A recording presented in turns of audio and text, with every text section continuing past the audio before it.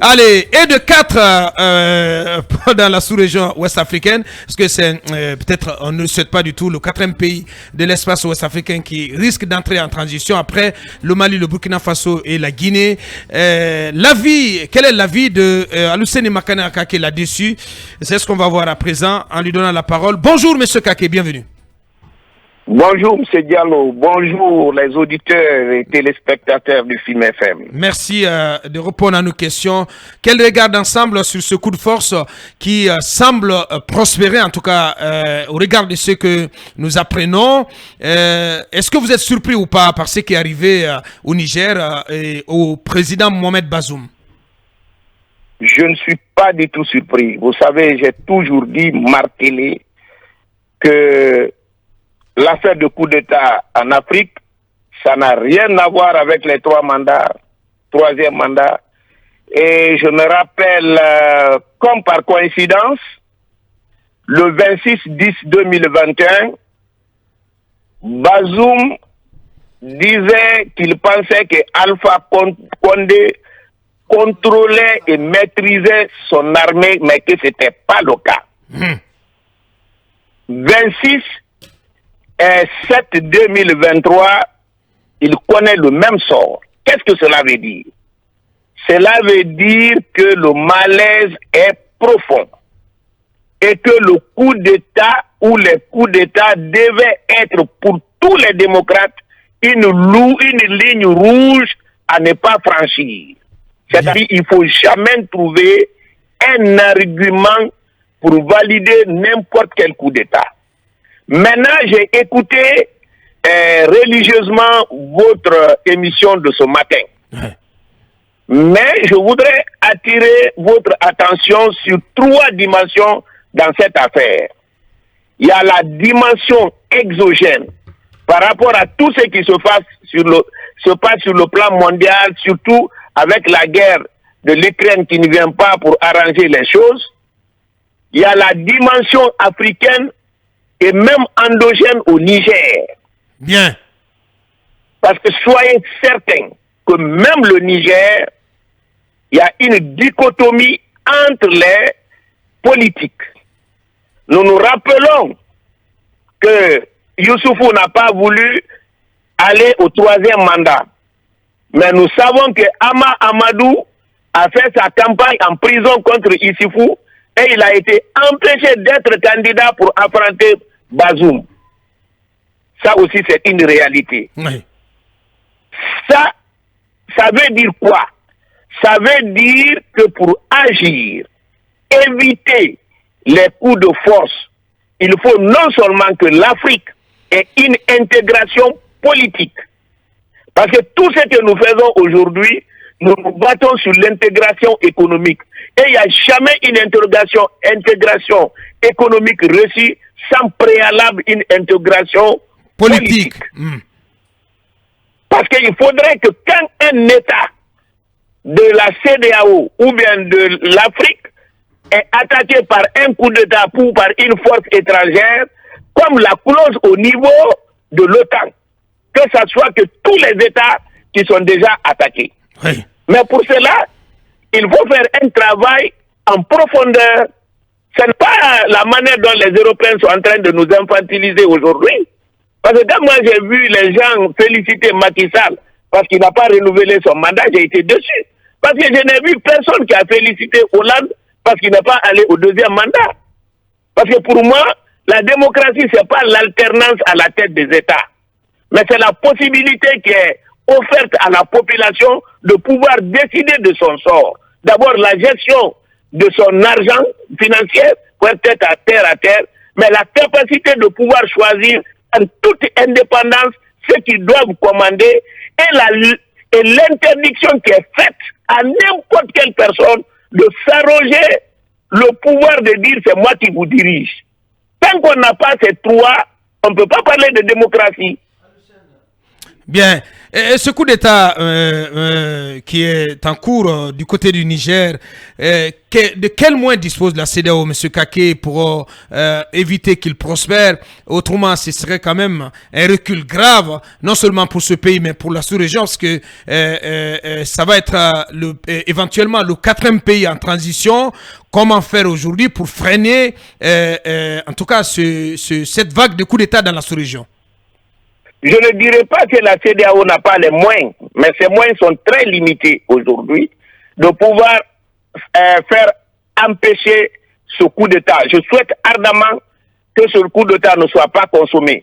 Mais si je donnais un certain pourcentage, je dirais que la CEDEAO n'a pas plus de 15% de pouvoir faire échouer ce coup d'État. Et si ce coup d'État réussit, si on n'arrive pas à mettre fin, le risque est qu'on se retrouve à la fin d'un cycle et au début d'un autre.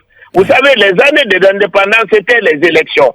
Après, on a connu la mode de coup d'État et ensuite la rébellion. Et à la fin des rébellions, on est venu à un nouveau cycle, les élections. Et aujourd'hui, on a l'impression que les coups d'État sont en train de se normaliser.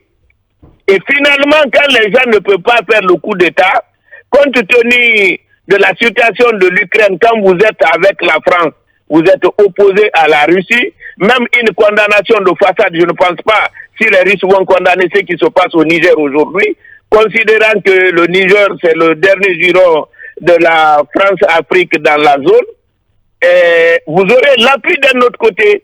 C'est pourquoi aujourd'hui, moi je pense, le malaise est plus profond qu'on ne croit.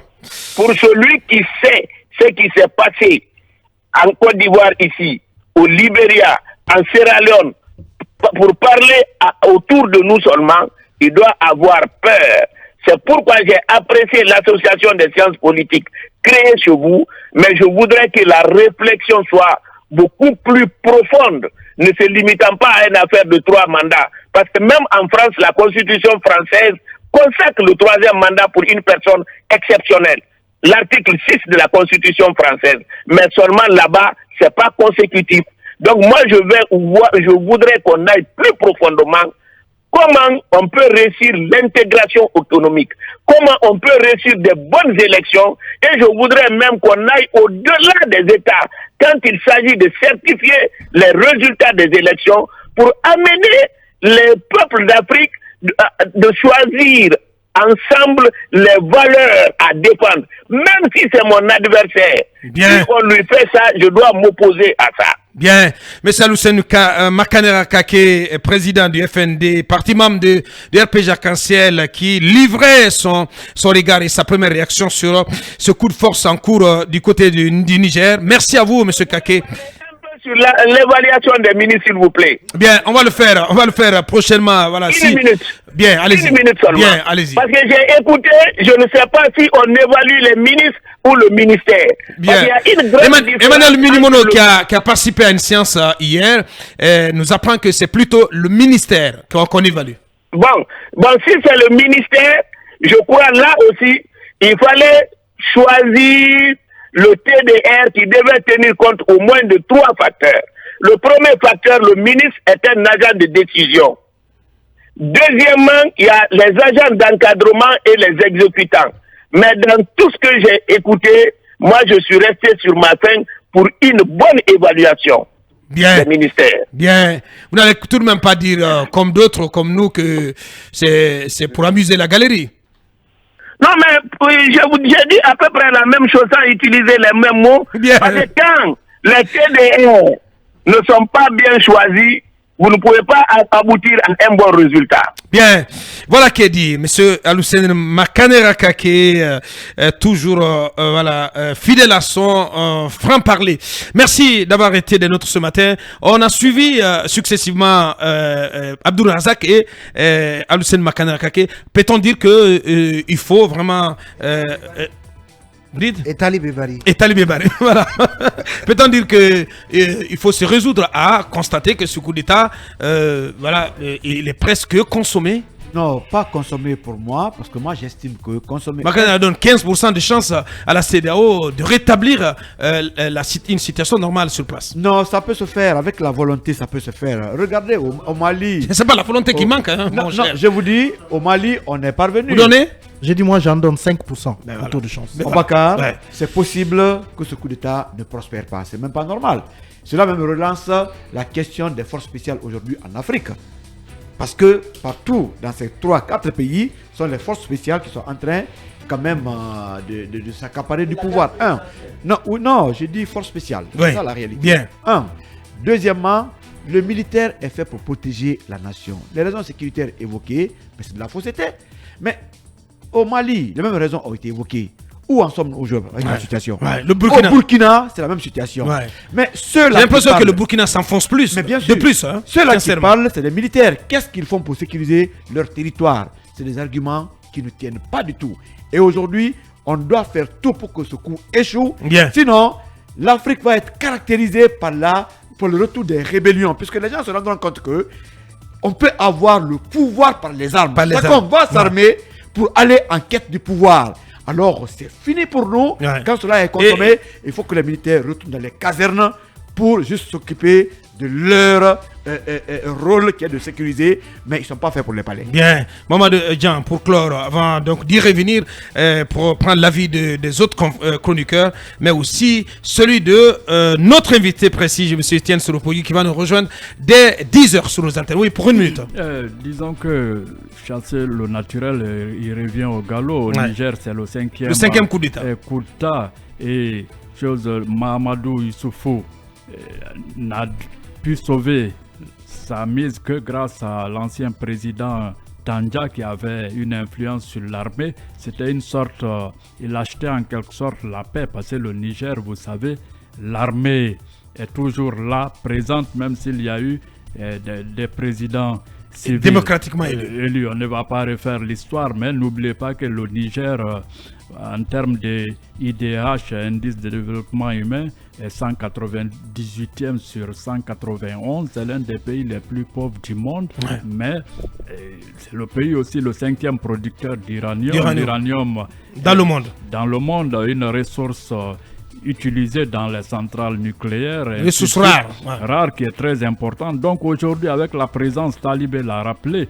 de 800 GIs américains dans Niamey, de 1500 soldats français de l'opération Barkhane, tout ça se passe.